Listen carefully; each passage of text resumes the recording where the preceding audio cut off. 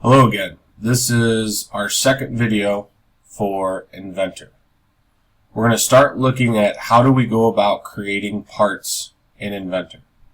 This is the example that I showed in the first video, which again is a .ipt or Inventor part file.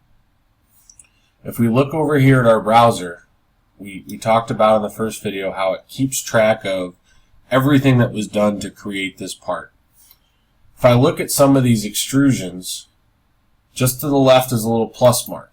And if I click on that, I see sketch 1 or I see sketch 2.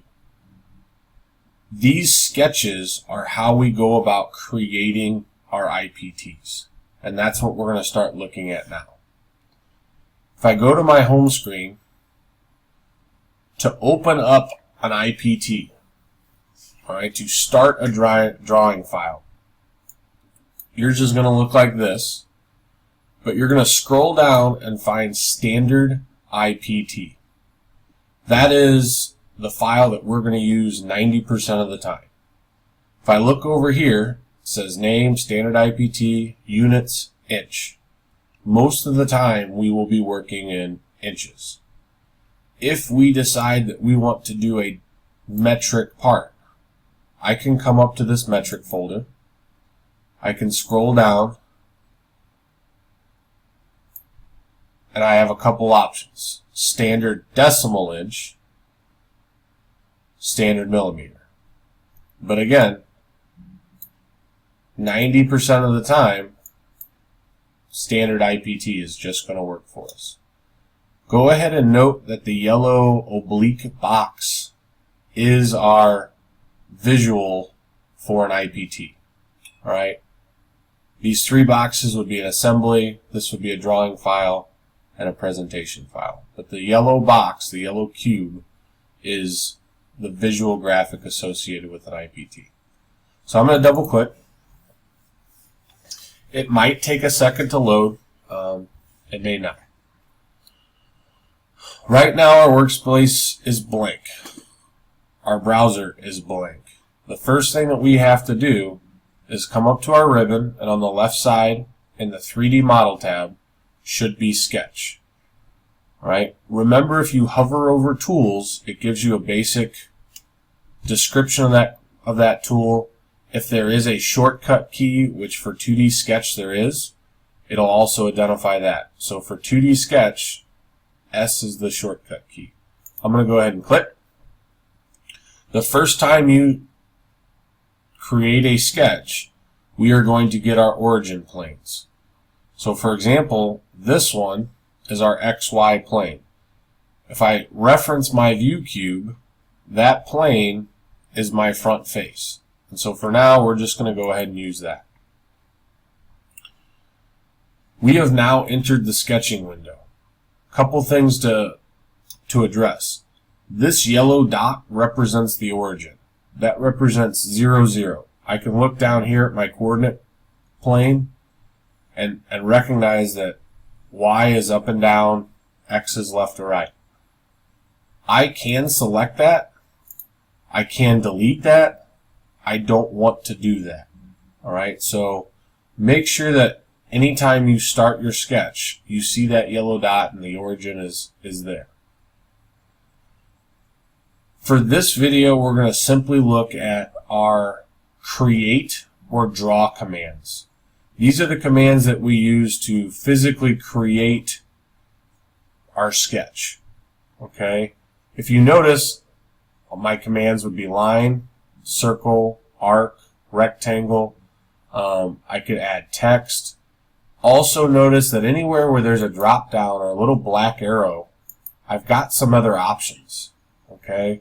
But for right now, for our level, probably the defaults are going to be enough.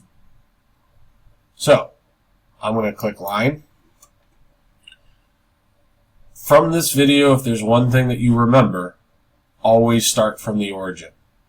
Inventor will lock to certain locations as you're drawing. Notice if I get close to the origin, it'll turn green.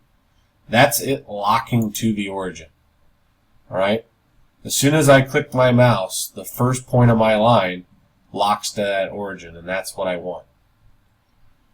as I'm drawing, you will see these toolbars pop up. For a line command, I can specifically type in the length of line I want, or I can type in the angle that I want. So for example, if I want a 1-inch line at a 45-degree angle, I'm hitting tab on my keyboard, I can physically type that in as I'm sketching. Now, right now part of my line has gone off my workspace. If I scroll my mouse, click and hold my mouse, I can zoom and pan to see the entire sketch. So scrolling the mouse zooms in and out.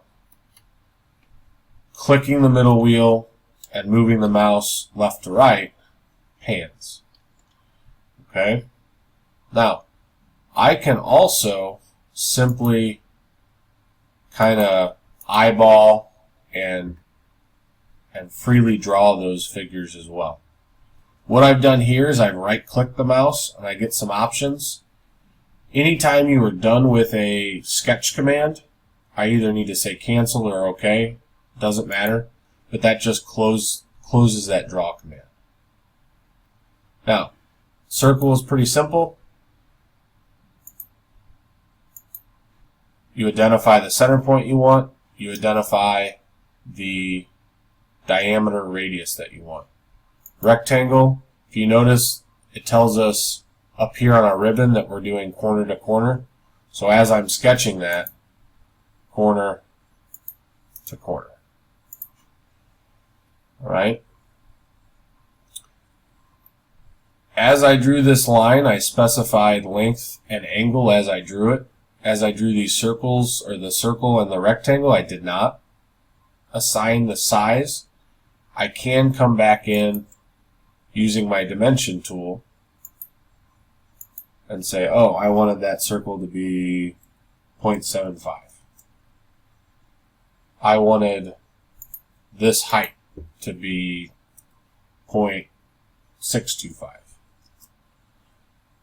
I wanted the distance from this part of the triangle to this part of the rectangle to be 1.5. Okay. Notice that up here, dimension tool is still blued. That means it's still open. Alright. If I hit escape on my keyboard, it will close it. I could have also right-clicked and said cancel. Right now, this sketch doesn't represent anything, but again, we're simply just looking at how do some of these tools work. And that's the point of this video. So again, standard IPT is what we're going to work 90% out of. The very first thing I have to do is say create a 2D sketch. I need to choose a plane that I want to sketch on. For the most part, I'm going to use this XY plane. Anytime I'm drawing, I want to start from my origin, and I can specify the size as I'm drawing, or I can go back in and specify the size after I've created some of my sketches.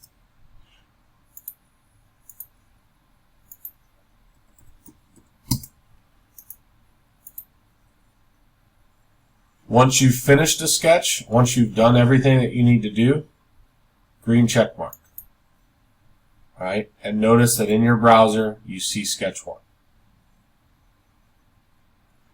That's kind of an overview of sketching. That's an overview of the create commands or draw commands associated with Inventor sketching.